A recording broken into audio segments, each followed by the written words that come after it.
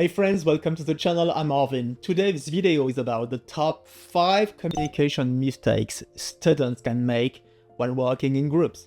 So it's 7 p.m, so I opened the door of the study room to work with 4 other MBA students.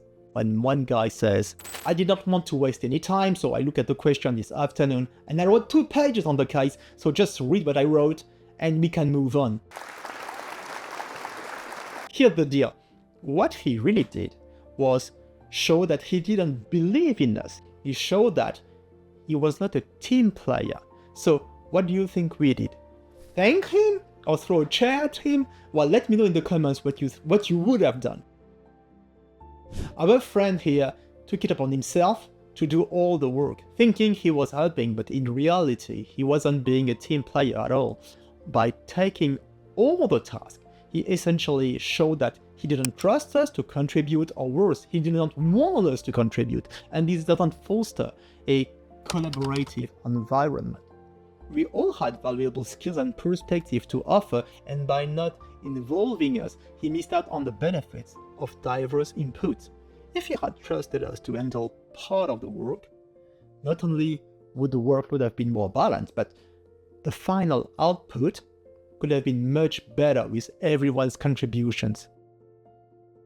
This guy didn't just suggest his ideas, he presented it as the only solution. Could have let us know that he would start working on the assignment, allowing us to maybe provide feedbacks and suggestions, but he did not.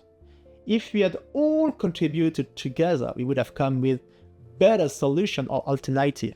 And even if some of us had less experience than him in finance, M&A or whatever, we could have still have provided different perspectives. Encouraging an open discussion where everyone's ideas are valued can lead to more innovative and well-rounded solutions.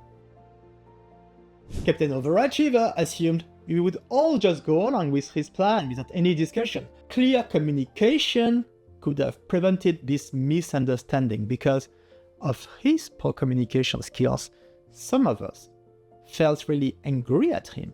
They felt unimportant and undervalued, which really damaged the team spirit. And once there is a lack of trust among team members, it's really hard to bring back this team. And we should have established right from the beginning that we all work together on an assignment. That's it. We all contribute, no slackers, and no one thinks that she is above everyone else. And that leads me to my next point. Imagine if you had a group member who just sat back, contributed nothing, but still expected to get the same grade at the end. This guy would have gotten a free ride. This isn't just unfair, it also brings resentments among the team, and everyone else would feel overworked and frustrated knowing that someone is benefiting from their effort without any contributions. To address this, we should have set clear expectations from the beginning, checking in on each other and see how the others are doing on the assignment, and just making sure that everyone is pulling their weight and contributing to the team excitement. Sometimes a group member might not speak up if they're struggling. They might not say that they don't understand what needs to be done because they're shy or just afraid of being judged by others. And this can lead to mistakes, incomplete work, and affect the whole group.